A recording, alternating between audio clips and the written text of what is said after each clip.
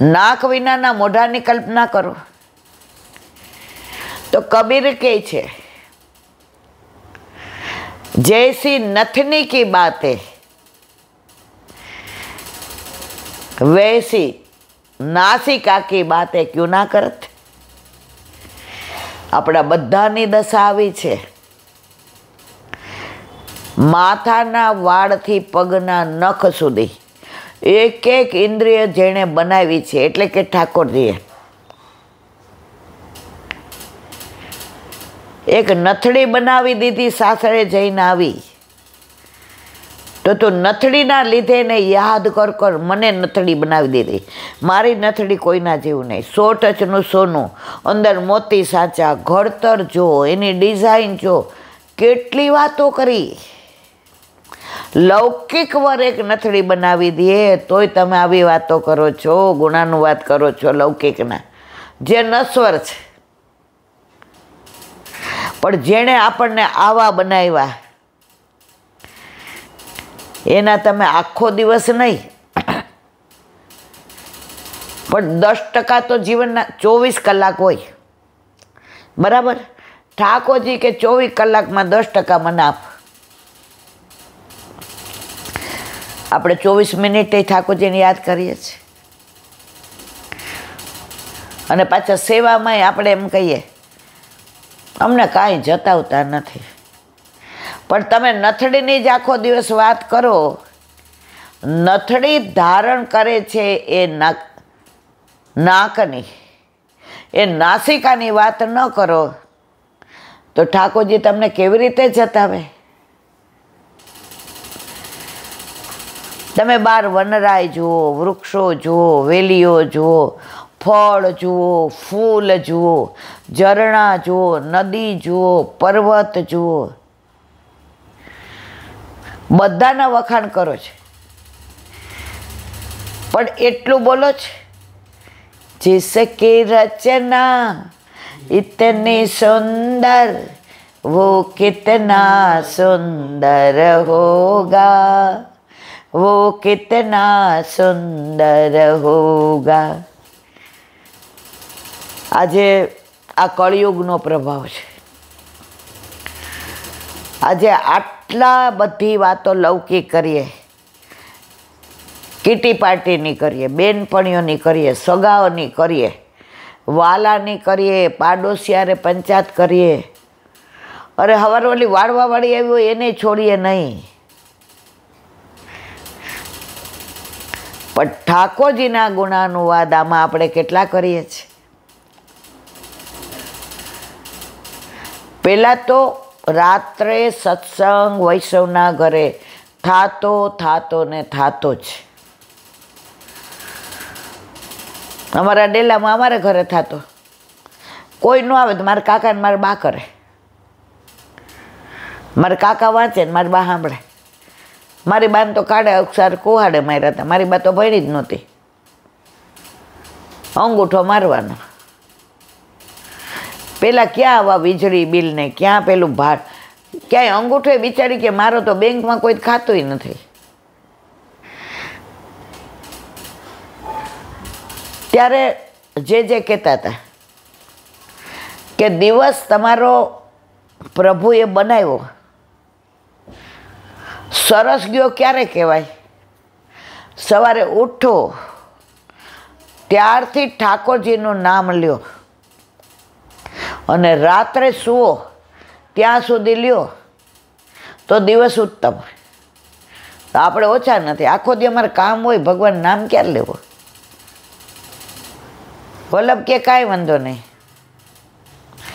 હાથો સે કરો ઘર કા કામ, મુખ સે બોલો રાધે શ્યામ, રાત્રે નિંદ્રા દિવસે કામ, ક્યારે ભજીએ ઘન શ્યામ.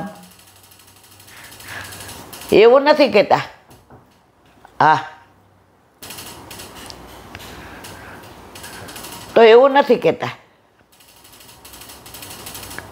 કે આખો દિવસ અમે દીકરાને પ્રેમ કર્યો, દીકરીને કર્યો, ઘરને કર્યો, ફિક્સ ફાંકી ગઈ હતી તો પાછા બેંકમાં કલાક લાઈનમાં ઊભા રહ્યા. દવાખાને ગયા તો 2 કલાક પછી વારો આવ્યો, ત્યાં સુધી બેઠા રહ્યા. ડાયાબિટીસ ચેક કરાવવાનો હતો, 2 કલાક પછી કીધું તો ત્યાં નાસ્તો કરી લીધો ને 2 કલાક ત્યાં બેઠા રહ્યા. બધું તમે જાત માટે કરો છો. આત્મા જેમાંથી ને પ્રગટ થયો પરમાત્મા માટે હું કે તમે કાંઈ નથી કરતા. એ ક્યારે યાદ આવે ખબર છે? દુઃખ મેં સુમિરન સબ કરે, સુખ મેં કરે ન કોઈ. દુઃખ મેં સુમિરન સબ કરે, સુખ મેં કરે ન કોઈ. જો સુખ મેં સુમિરન કરે તો દુઃખ કાહે કો હોય. માંદા પડીએ ને ડૉક્ટર એમ કે ને MRI સોનોગ્રાફી કરાવો પછી ખબર પડે. એ આખો દિવસ બીજી વાત જ ન કર્યો. શ્રી કૃષ્ણ શરણમમાં કાલે જ એક વૈષ્ણવની દીકરીને પથરીની તકલીફ થઈ ગઈ તો રાતના 3 વાગ્યાનો દુખાવો હોય પડે. સવારે ડૉક્ટરને બતાવી હોસ્પિટલ લઈ ગયા. સોનોગ્રાફી કરવું પડે ને MRI ને. એ કે મારા સાસુ ને મારા વર ને મારા જેઠ ને બધા હોસ્પિટલ આવી ગયા. મારા મમ્મી ને પપ્પા ને ઈલાંટી બધા એક જ વાગે અષ્ટાક્ષર બોલ, અષ્ટાક્ષર બોલ, ભગવાનને યાદ કર, ઠાકોરજીને. બીજું કાંઈ બોલતી જ નહીં, અષ્ટાક્ષર બોલજે. હવે MRI કરતાં એટલી વાર લાગે, સોનોગ્રાફી રિપોર્ટ આવે. હું બહાર બેઠી, રિપોર્ટ આવવાને વાર હતા. મનમાં વિચાર આવ્યો કે ક્યારેય આ લોકોએ મને નથી કીધું અષ્ટાક્ષર બોલ, ક્યારેય નથી કીધું ભગવાનનું નામ લે.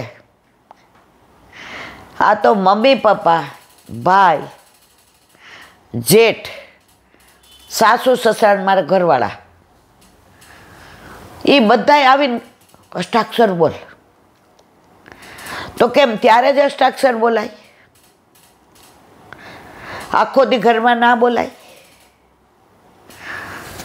જો આખો દિવસ ઠાકોરજીને યાદ કરીએ, ઠાકોરજી એવું નથી કહેતા સંસાર છોડીને કરો.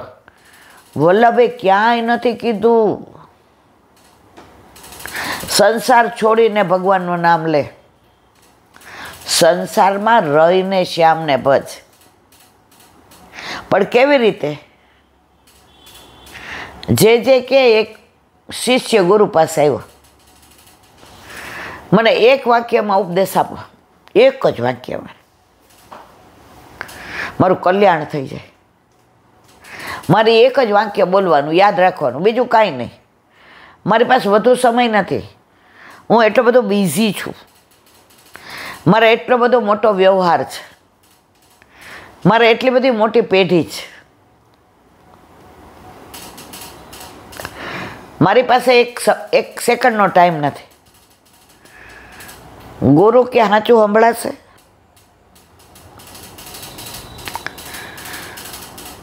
ગુરુ આપના પર મને એટલો વિશ્વાસ છે કે આપ કહેશો એ સાચું જ હોય. ગુરુદેવે કહ્યું તારા કપાળ અને તારા હાથની રેખાઓ એમ કહે છે 7મા દિવસે તારું મૃત્યુ છે.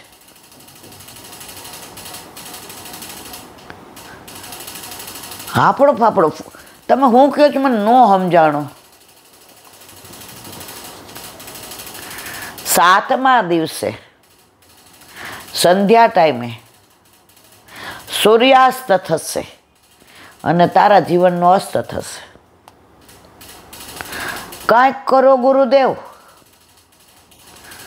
આ બધી મિલકત દઈ દઉં, આ પેઢી દઈ દઉં જેને જોઈએ, પણ મારે 100 વર્ષ જીવવું છે. જો તે મને કહ્યું હતું કે સાચું કહેજો, હવે સાચું કહી દીધું, હવે આમાં ફેરફાર નહીં થાય. જ્યારે ભૂતલ પર પ્રભુ આપણને મોકલે છે ત્યારે એને મોકલવાનો સમય નક્કી હોય છે અને આપણે પાછા જવાનો સમય નક્કી. એમાં કાંઈ ફેરફાર ન થાય.